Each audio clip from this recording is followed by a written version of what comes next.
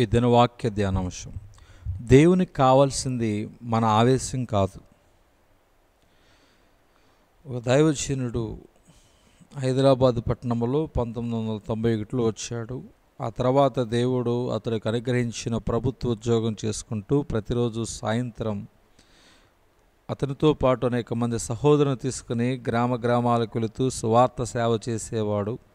ఆ విధంగా సేవ చేస్తూ ఉండగా ఆత్మల పట్ల భారం అతనిలో అధికమవగా వారంలో ఒకరోజు ఆఫీస్కు సెలవు పెట్టి సువార్త చెప్పేవాడు. తర్వాత 2 రోజులు సెలవు పెట్టడం, ఆ తర్వాత 3 రోజులు ఉద్యోగం, 4 రోజులు సేవ. ఈ విధంగా ఎక్కువ సమయం సేవకే ఉపయోగించేవాడు. ఆ తర్వాత ఒకరోజు ఉద్యోగం, 6 రోజులు సేవ. ఈ విధంగా ఉంటూ ఉండగా ఆఖరికి ఒకరోజు అతనికి అర్థమయ్యింది, నన్ను పోషించేది ఉద్యోగం కాదని, నన్ను పోషించేది దేవుడేనని గ్రహించి ఉద్యోగం మానేసి సేవకే సంపూర్ణంగా అంకితం కావాలని నిర్ణయం తీసుకున్నాడు.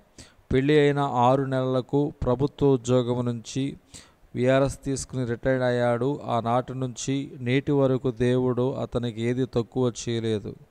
కానీ గమనించండి, 1991 నుంచి 98 వరకు సుమారు 7 సంవత్సరాలు ఉద్యోగం చేస్తూ సేవ చేశాడు. కానీ ఎప్పుడైతే ఆ ఉద్యోగం భారం కంటే నా సేవా భారం ఎక్కువైందో అప్పుడే ఉద్యోగం మానేశాడు.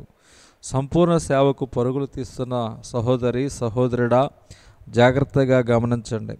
సంపూర్ణ సేవ చేయడం గొప్ప విషయమే. యేసు పిలవగానే పేతురు, యోహాను, యాకోబు వారి వలలను వారికి ఉన్న సమస్తాన్ని విడిచిపెట్టి యేసుని వెంబడించారు. వారిని పిలుస్తున్నది యేసుక్రీస్తేనని వారికి ఖచ్చితంగా తెలుసు. కావున వెంటనే లోబడి క్రీస్తుతో కలిసి సేవ చేయడానికి ముందుకు వచ్చారు. ఒకవేళ మీలో సంపూర్ణ సేవకు వెళ్ళాలా వద్దా అనే కన్ఫ్యూజన్ ఉన్నట్లయితే ఉద్యోగం మానేయవద్దు. ఎంత కష్టపడి ఉద్యోగం చేస్తావో అంత కష్టపడి ఉద్యోగం చేస్తూ ఉద్యోగము చేసిన తర్వాత సాయంత్రం సమయంలో దేవుని రాజ్యవ్యాప్తి కొరకు ప్రయాసపడు. దేవుని మందిరం కొరకు పనిచేయి. ఆదివారం వచ్చినప్పుడు ఆ రోజంతా దేవునికి ఇవ్వు. ఉద్యోగం చేస్తూ కూడా ప్రభు కోసం ఏం చేయగలవో ఆలోచించి ఆ విధంగా నిర్ణయం తీసుకో.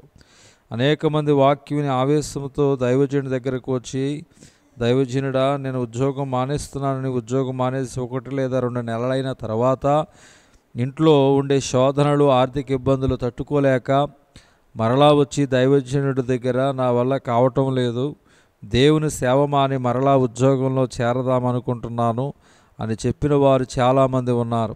ఒకవేళ నువ్వు దేవుని చిత్త ప్రకారమే నీ ఉద్యోగాన్ని విడిచిపెట్టి వచ్చినట్లయితే నువ్వు వెనక్కి వెళ్ళడం మంచిది కాదు. అదే సమయంలో దేవుని చిత్తము సంపూర్ణంగా గ్రహించకుండా ఉద్యోగాన్ని, వ్యాపారాన్ని విడిచి సంపూర్ణ సేవలో ప్రవేశించటం మంచిది కాదు. దేవుని సేవించుట అంటే కేవలం బోధించుట, ప్రసంగించుట అని అనేకులు భ్రమలో జీవిస్తున్నారు. కాబట్టి సహోదరులారా, పరిశుద్ధమును దేవునికి అనుకూలమునైన సజీవయాగముగా మీ శరీరములను ఆయనకు సమర్పించుకునుడని దేవుని వాత్సల్యమును బట్టి మిమ్మల్ని బతిమాలుకొనుచున్నా. ఇట్టి సేవ మీకు యుక్తమైనది. రోమాపత్రిక 12వ అధ్యాయము 1-2 వచనాలు. దేవుడి వాక్య ధ్యానం దేవుడు దీవించునుగాక. ఆమేన్.